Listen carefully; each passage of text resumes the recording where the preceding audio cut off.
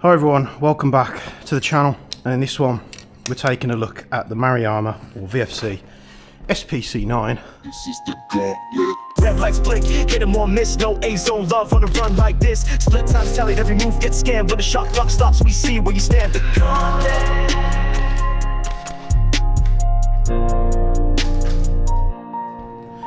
We're just going to do a quick warm-up like we've started to do. Just going to do the one tree, just so we can get a feel for where this thing's shooting. So let's lock it back, put a mag in, have to make sure they're properly seated.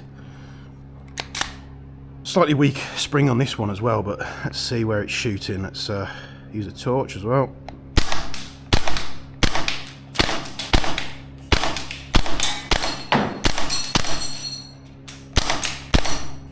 I swear I hit that one.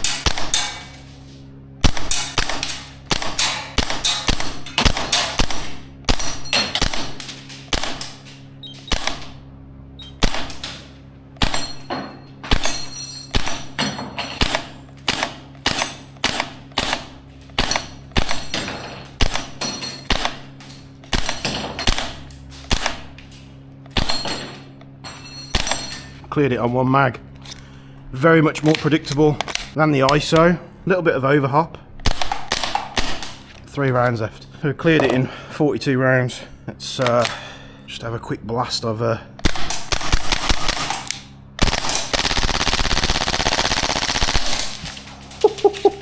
Already I can tell you that that is better than the ISO. That full auto is really nice. It's lovely and snappy. I'm just going to grab the bits here. Lovely and snappy. The auto is super consistent. I've said it once, I've said it twice, and I'm going to say it again. VFC just seem to make better SMGs than they do assault rifles. Now, you might not agree with that, and that's absolutely fine. One thing I will say is if you do have a Vanguard, we can set this to 45 rounds. We place our mag there, push it down, and we can load 45 rounds in. So you can use it. Oh, I slipped off there, apologies. You can use it with the supplied loader. And you can whack probably a few more than 45 in there, but we'll just top these mags off with gas as well while we're talking. But they just seem to make better SMGs than they do assault rifles. Like every SMG that I've come into contact so far from VFC, like I can't off the top of my head think of a bad one. Oh, MP5 was good. I had a good experience with it out of the box, but it is plagued with issues that they need to fix. So maybe if they do a version 3 MP5, I'll jump on that one and give it a go. But apart from that, everything else that we've tried so far, touch wood, has been phenomenal. Now, the SPC-9, what is it? It's a gas blowback from Maruyama and VFC. It's a bit of a hash together of like an SMG, an M4 and an APC-9, and I was mistaken. It wasn't Netzi that put me onto this. Thor reckons it was himself that put me onto this in Ready or Not, and it's an angry little gun in Ready or Not if you play that video game. If you don't, I recommend checking it out. Now we can hit this one up front, or we can hit it like an M4 with a charge handle at the rear, and we're just going to get straight into it. I imagine we are, where's that mag come from? I imagine we're going to do a lot better with this, but we'll give it a go.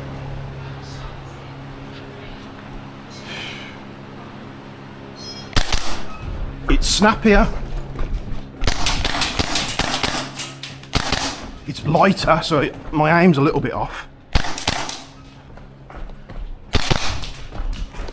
There's not much recoil there, if any at all, to be honest. But I'd rather have it like nice, snappy and loud and accurate. Because at the end of the day, we need to hit people with this thing. And we can go a little bit longer because these mags hold a lot more.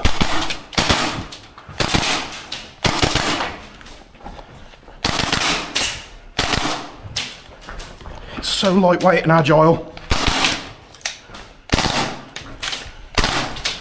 I messed that up there. I flicked it to auto. I was getting ahead of myself. And I've said, again, another thing I've said before, straight off the cuff, you can tell when something's going to be good. Of my initial impression of it right off the cuff doing these things. We had it with the G36, we had it with the UMP, I didn't get it with the ISO. I don't know, it just wasn't really feeling all that good. Straight off the bat at 47. So what we're gonna do, and again, great feature. You can see exactly how many rounds you got in the mag. We're gonna go with 2 mags, and we're gonna see how fast we can go. If we can beat a 42, it means it's an exceptional gun. I'll try my best.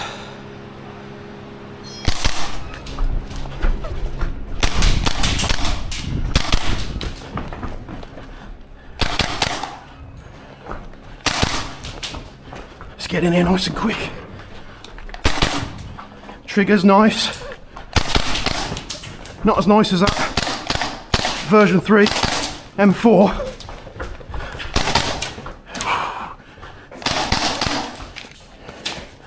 Change here.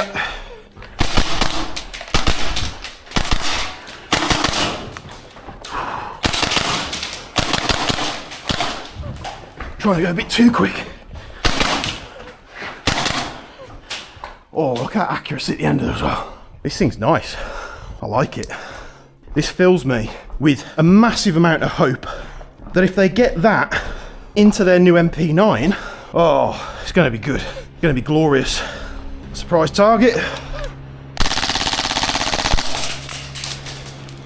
Feeds every round, locks back on empty. Super consistent. The flight path of the BBs is exactly the same every time. Again, the ISO couldn't do that.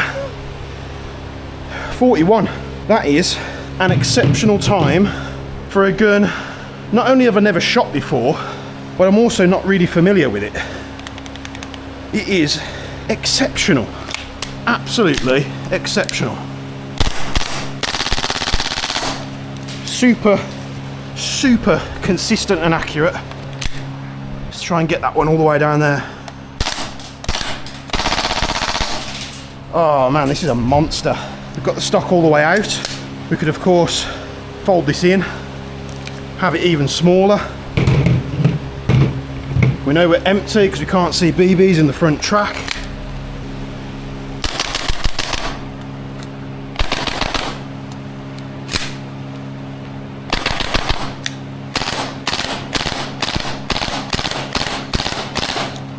Nice and easy to get the mags in and out. You just have to make sure they're locked in.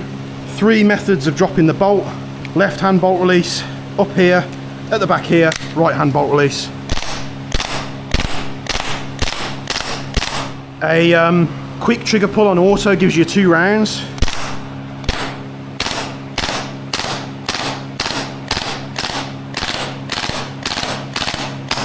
That thing's cool. Oh, it's been a while since I've been giddy about something straight off the cuff. Right, these mags we've fired twice, so we've gassed them up, we've fired them twice. We're gonna go again, put these in my chest rig, gas them up. So, yeah, another little golden nugget from Maruyama and VFC. And you know what? I'm gonna be completely honest with you. When I got here this morning or this afternoon, I started playing with the ISO. It seemed to have good indications, like it was fairly accurate. I am using BBs that are far too light, so if you play outdoors, you know, VFC guns, I'm starting to get that understanding that they run better on heavier ammo. And some of the guns, they're not necessarily very accurate with a .25. However, I honour the ammo limit restrictions of HC2, and you could argue that no one's firing back at me today, and people have made that argument, you know, it doesn't really matter, you could go to a .3, but we started doing the Gauntlet on a 2.5. What I have noticed is, you see how this plug is lower, and that one's flush, that one's flush, that one's flush, so why is that one lower? Something going on with this mag, I don't know.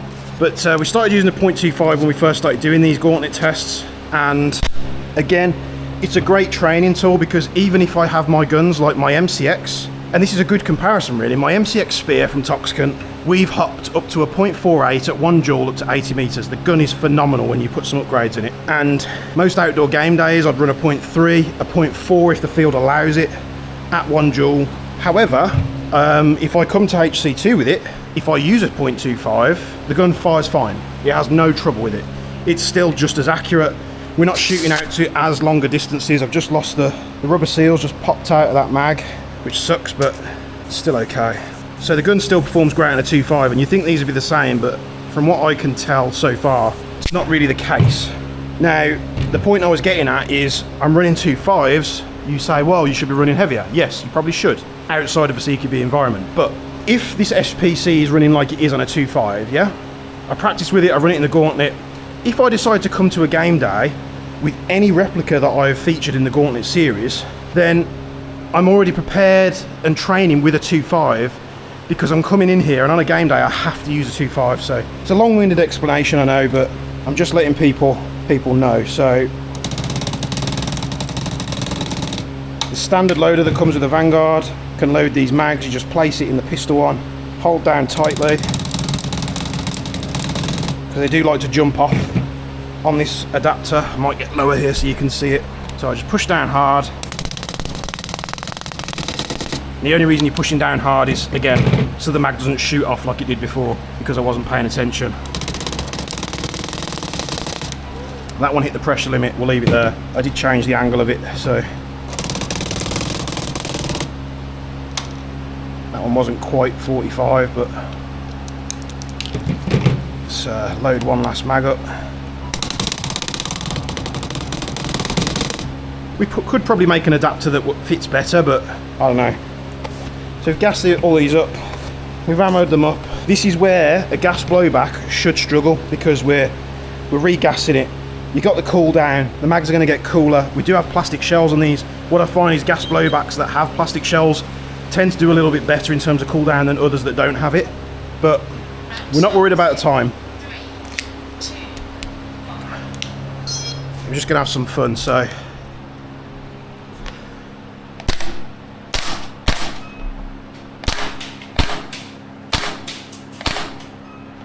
You know, that's quite a far distance to shoot such a small target. The thing is incredibly light. Like, with the stock extended, I could easily use it as a pistol if I wanted to. Now, you haven't got the recoil there, which with a lot of SMGs, you don't really get the recoil that you get with, like, you know, the V3 URGI. But just look at that flight path, it's bloody brilliant. Short bursts will give you 2 to 3 rounds depending on how quick you are on the trigger. Let's try and do a 2-round burst. See, 2 shots, 2-round burst.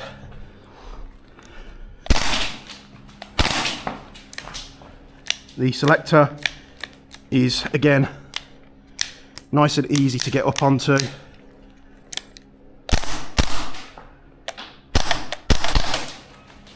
You know, you can fire it easily while moving as well because it's so light. You know, you're not going to experience any struggle. You just have to, and they are getting better the more I use them, the mag catches, but maybe I'm just getting the muscle memory there to insert them properly, but we haven't done these slow runs in a while, have we? So I can get right close up to this. I've got a tracer on there. This wouldn't be the setup I'd be using that B&T suppressor, and I'd hide a tracer inside, but it's predictable. It's very responsive. It's very consistent. You know, these targets, again, you might not really tell it on camera, but these targets are small, about hand size. So if you can slot someone in the hand, especially from that distance, see if we can get it through the grate. Nice and easy. It's just so agile. This one does actuate, even if I hit it there or there, so that one doesn't really matter, but this is going to be an absolute CQB monster. The mags, the beautiful thing about it, I don't know why more companies don't focus on it, like, you know, you've got the realism there with the URGI that the mags are 30 rounds. You know, 30 rounds, that's what you get in a normal M4 or a Stanag type mag or whatever. But we're not shooting real steel.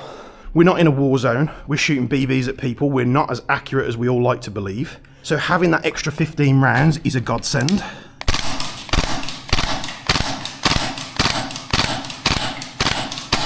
We've got slight overhop on these mags, but it's still very predictable. I think what we'll do, let's have another crack at this. Let's see if we can quickly set it up. Now I've got a bit more time on it. But straight away, I bought both these guns from WGC, the ISO and the SPC-9. You said to me right now, well, you can only pick one. It would take me 0.1 milliseconds to say, well, I'm definitely keeping the SPC. The ISO, you know, we're going to have a look at it, but first impressions, not as good as everyone on the internet tells you it is. It's not bad. Again, you could make the argument that I've got the lemon of the batch, but how many times can I get the lemon, guys? I mean, come on. What are the chances of me, every time I'm ordering these guns, getting the ones that have the issues? But again, it's not a bad gun. It's just not, it doesn't stand out. There's nothing special about it. It's lightweight. You know, we did get some couple of good runs at the start with it. So I'm going to see if I can clear these 2 trees. Let's see what we can do. I was struggling to tell the flight path of where the beavers are going. I'm going to go a little bit further back.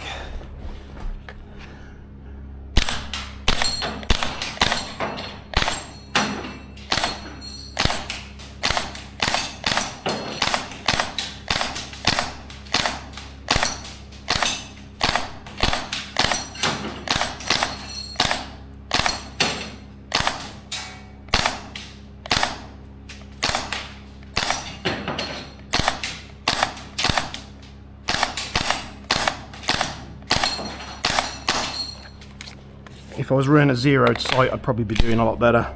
Could do with turning that hop down a little bit as well.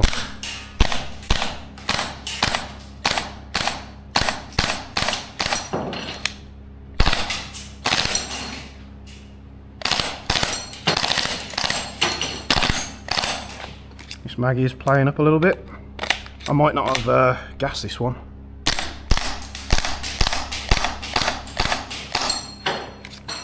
Switch to another mag and try it. Is it the gun cooling down or was it that mag?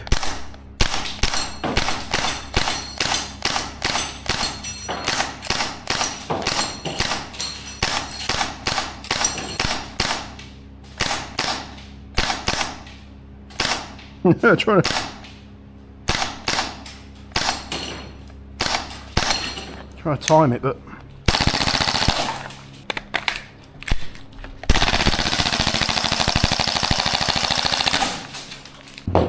what more can I say? 2 of these mags we've ran 3 mags through. We have refilled it up with gas, of course, but the mags are, we touch the bits that stick out that I presume are metal. It is very cold. The casing is cool, not warm, but the internal workings are cold. So the Maruyama SPC-9, this is the PDW. They do it in different formats. I went with this because I wanted to invest in this MP9 mag platform.